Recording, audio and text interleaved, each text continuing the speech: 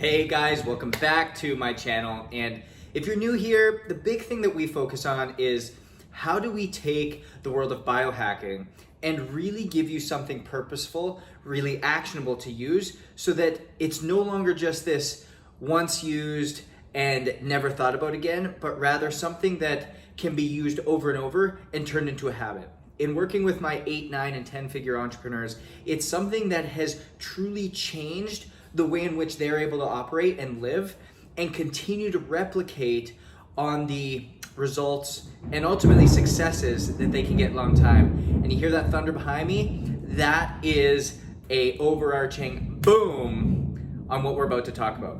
So let's dive in today. If you haven't subscribed already, make sure you like, comment, subscribe, share this, let people know so that they can find quality information, quality content, and ultimately be using it in their life as well, just as it's helped so many people before. So today, we're going into the 15 things that you should be doing to enhance your sleep. So many people get poor sleep. We are in an epidemic of poor sleep here in America, but most likely worldwide as well. And when we truly look at it, the more that we do in research on sleep, the more that really all we can agree on is that if we don't get sleep, we die. It's one of few things: food, water, sleep. Now, if we don't have it, we know that we are foggy, we know that we're not as clear, we know that we're not able to produce the results that we want to. So at the end of the day, it's something that's extremely important. So diving in, number one, the first thing we have to do is we have to value sleep, and we have to value it in terms of what it is. It's something that completely changes the way in which we show up. And valuing it and being consistent with it come in one of the same. And so I'm gonna show you on a couple wearable devices here why sleep consistency is so key. So in the Whoop app, they actually measure sleep consistency. So if you've seen any of my other videos, you know that Whoop and or are both extremely accurate in measuring time of sleep. And so looking at this, understanding that when we are in a routine, when we are valuing our sleep and we're going to bed at a consistent time, we are now able to produce melatonin. We're able to get into that melatonin cortisol cycle much more accurately and effectively to make the changes necessary. The same thing that we'll see here on the Oura Ring app is my sleep has been such that it's fairly accurate. There's not a lot of peaks and valleys. And thus so, my readiness score is as equally impactful there. Same thing when we come over to our Whoop data and we take a look at sleep consistency over the last 2 weeks. It's no surprise that over the last 2 weeks, my recovery scores have been fairly accurate as well. The only thing really impacting this was the amount of exercise I was doing. So that's number one. Number two is we really need to create a bedtime routine. And I know that everyone's gonna be like, oh my God, okay, I can't hear anything more about a bedtime routine. I had a bedtime routine when I was 6. But what happens when we get a bedtime routine is we're able to start expecting things to happen. And if we don't plan, we're planning to fail. And we know that sleep is so important. So we should actually be able to do this in a really structured way. And I'm gonna teach you guys how to do this. And this leads us to number 3, is where we should actually reverse engineer our sleep. And now what do I mean by reverse engineer our sleep? What I mean by this is if we know that we have to be up at 6 a.m. and we know that in a sleep cycle, it's 90 minutes long, and we're required to get 5 sleep cycles per night, that means on average, we need to be consistent at around 7.5 hours of sleep every single night. So if we need to wake up at 6 a.m., that means that we need to set ourselves so that we're sleeping by 10:30. And this is how we reverse engineer it.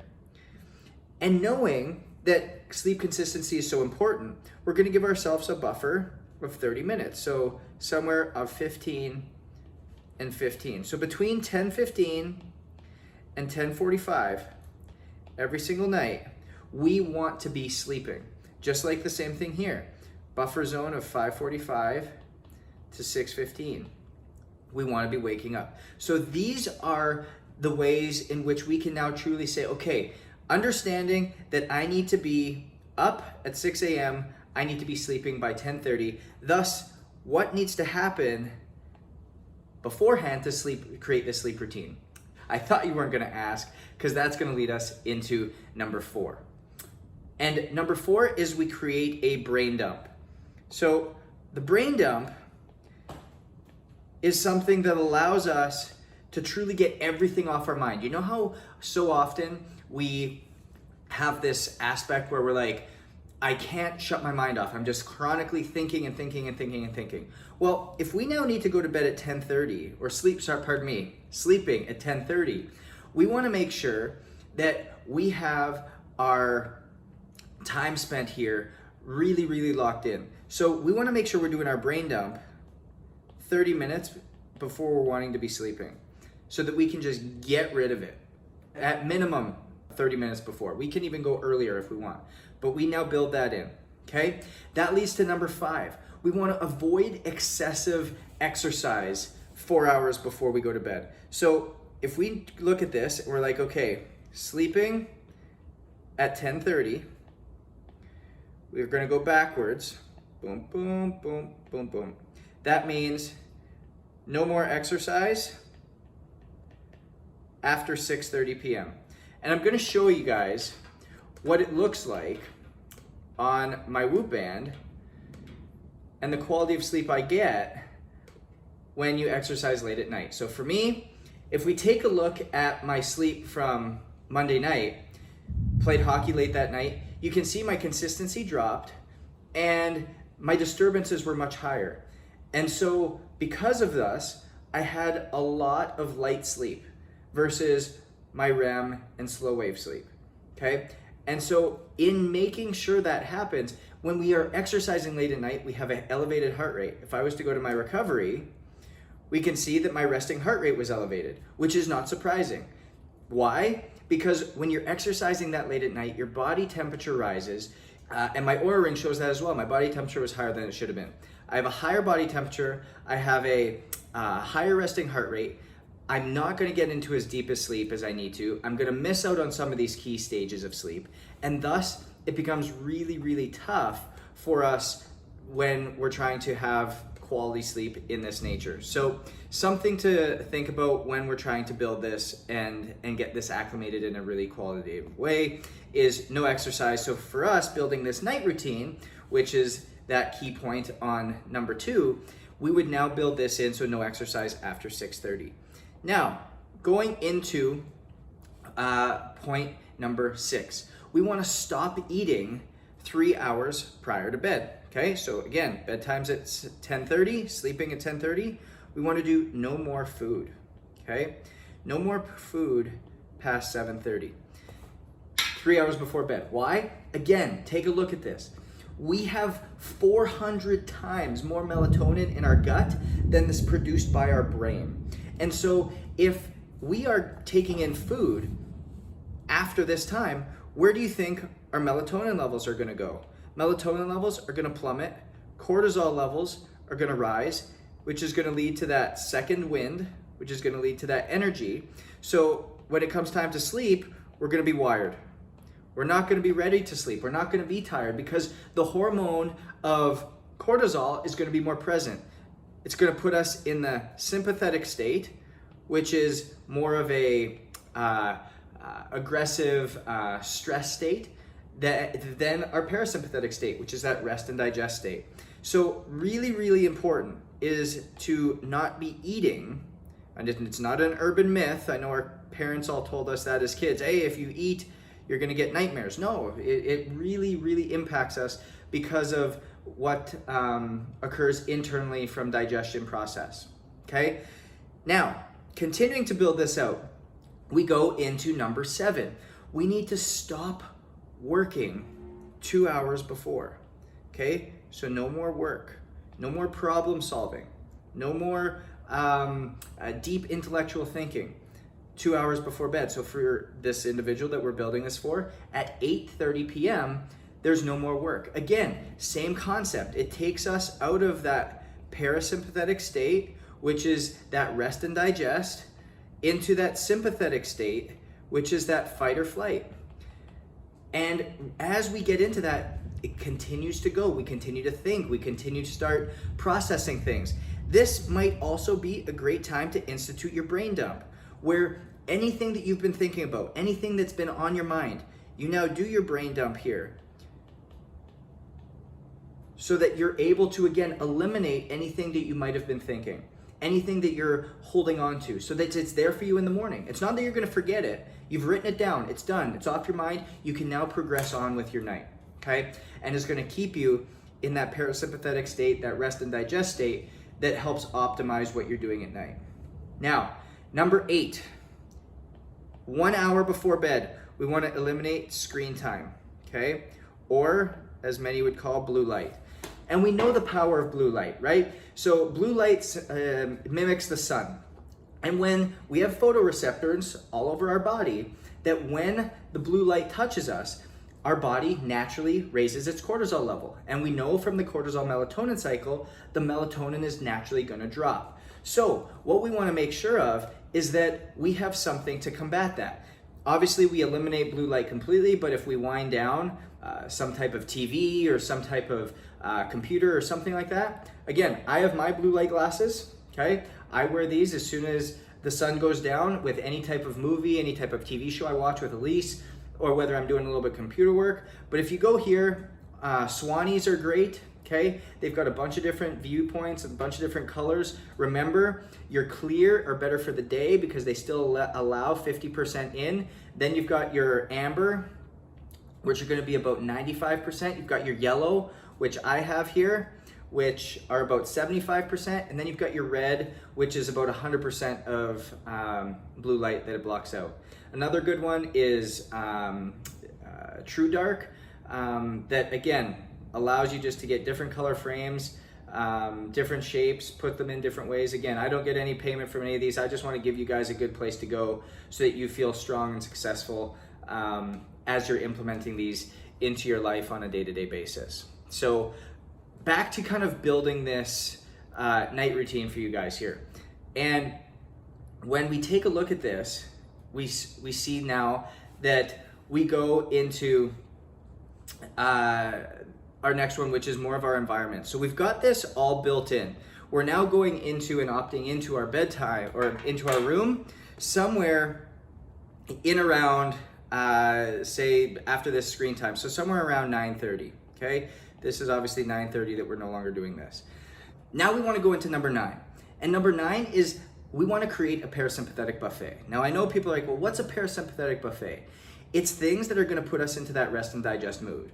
So it's stretching, it's breathing, it's yoga, it's journaling, it's a walk with your dog, it's a conversation with your spouse, it's whatever you want it to be. But in between 9:30 and 10:30, you want to hit your parasympathetic buffet. And by doing that, it's going to keep you in that parasympathetic state. Because remember, you've already done everything so far. You've already had your night structured. Structure is freedom. Because once we're in it, we can do whatever it is that we want. Okay? So number 10 is keep your bedroom at 62 to 69 degrees. And the reason we want to do that is we've talked about how important body temperature is to getting a good quality night's sleep. Our body temperature drops and hits an all-time low at about hour 5 or 6 in our night's sleep. So around 3, 4, 5 in the morning, our body temperature hits an all-time low. And that's no wonder, that's when our deepest level of sleep comes. So if we have to get from a high body temperature down, or our room is so hot that we can't get our body temperature down, we're never gonna get into those deep quality stages of sleep. So making sure our room is between 62 and 69 degrees is really gonna be key. Now, number 11, make sure our room is completely dark. No LED lights. We want blackout shades. We want to cover up the red dots on our TV. We want to get rid of the light on our alarm clock, put a towel or something over it. We want to get rid of the Landon lights, get rid of all of the LED night lights, anything like that. Because going back to what I talked about with those photoreceptors on our body, even when we are sleeping, it can still pick that up and take us out of the quality of sleep that we are needing to get. So making sure our room is completely dark. When we open our eyes, it should literally be like we're looking into darkness. That's how dark it should be. And if we're not, we're gonna continually wake up in a chronically fatigued state, okay? Number 12, we want to create a caffeine curfew. Now, we talked about the impact of caffeine on our body, where it really increases that level of sympathetic overload and stimulus within our body. Because what is it? It's a stimulant. So it puts us in that sympathetic state. So the typical half-life for caffeine in our body is somewhere between 8 and 10 hours. So think about this. If we take in 200 milligrams of caffeine at noon, we're gonna have 100 milligrams of caffeine active in our body between 8 and 10 p.m. at night. Now, we said in our night routine we want to be sleeping by 10:30. There's no way that it's gonna be cleared. So we should set that caffeine curfew for somewhere between 8 and 9 o'clock in the morning so that we can start to really metabolize and process it. And if we start to do our DNA testing and some cortisol, melatonin testing, sleep testing on our body and know more metrics, we'll also know how our body transfers and produces and metabolizes that caffeine along the way, so we can individualize that a little bit more. Number 13 is avoid alcohol. So we really know that I do the weekly wind down. I enjoy a beverage. I love cooling off with a beverage here and there, but it's all about timing. So it's knowing that, hey, when I do drink, it's gonna impact my HRV, it's gonna impact the quality of sleep that I'm getting. So I'm gonna choose wisely. Anytime I'm drinking alcohol, I'm gonna go 1-to-1 with alcohol and water. So if I have one alcoholic beverage, I'm gonna have an 8-ounce glass of water, and I'm gonna go back and forth on that. And that, again, can help enhance the quality of sleep that we get. Number 14 is, this is crazy, but elevating our bed, just even a couple inches from at the head of it, so that we have a slight downhill tilt from our head to our feet. Now, the reason for this is this. We have in our brain something called the glymphatic system. And all day, our brains are collecting toxicity within it from all the problem solving it's doing, all the thinking it's doing, all the work that it's doing. And the only time that the glymphatic system is active, it's actually 50 times more active when we're sleeping than when we're awake, which is why if we are chronically sleep deprived over a long period of time, over the course of our life, it increases our likelihood for dementia and Alzheimer's. So when we elevate our bed and we have the glymphatic system working, it enhances the drainage of the toxins into the rest of our body and getting rid of it. It's also why when we wake up in the morning, we want to start moving first thing, because that's what gets the glymphatic system drained. So making sure that we elevate our bed is going to help us push the toxins out of our brain, out of the glymphatic system, and ultimately help us get those deeper, higher quality night sleeps. And lastly, number 15 is we want to make sure that our bedroom is for sleeping and for sex. Two things, that's it. That's all our bedroom should be used for. Because all of a sudden, if we start eating in there, if we start working in there, if we start working out in there, if we start, I don't know what other weird things you do in your bedroom, but if we start doing those things, we're going to completely eliminate the environment that we should have when it comes to making sure that it's a safe space that we feel good in, that is optimized for us, and we won't be able to get into that sleep stage. So by looking at numbers 1 through 15, we can now create something that's really strong for you. And knowing that, hey, we need to value our sleep. We need to keep it consistent. And the way we keep it consistent is by creating a bedtime routine. Once we have that bedtime routine, we can reverse engineer it. We can say, when do we want to wake up? Thus, when do we need to go to bed? From there, we can create these steps backwards. We can ultimately have our brain dump. We can avoid exercise. We can stop eating 3 hours before bed, stop working 2 hours before bed, eliminate screen time 1 hour before bed, and then really make sure that we activate that parasympathetic buffet. We get into it. We understand what we're looking for and how we need to do it. And then we can keep our bedroom between 62 and 69 degrees. We make sure that our bed is completely dark. There's no LED lights. We have a caffeine curfew. We're acting up on that throughout the day. we avoid alcohol the majority of the time. If we do dabble in it, that we're picking and choosing our nights and making sure that every other one of the 14 things that we talked about here has been done and has been executed on. Then we make sure that we add a little bit of water in there as well.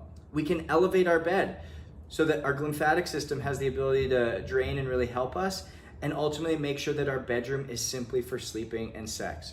And by using these 15 different tools, by using these 15 different steps, we can truly optimize our sleep and be truly sleeping better, having more energy, and making sure that the best version of us is showing up every single day. Because if that's not the case, there's no way we can scale to 8, 9, 10 figures. There's no way we can do that and be there on a continual basis, how we need to, when we need to, and make sure that we can continue to own it. Remember, whether you succeed or whether you fail is strictly based on your habits, and now you have the basis of how to win. Be sure to like, subscribe to this channel so you get more information just like this, so you guys can own it every single day.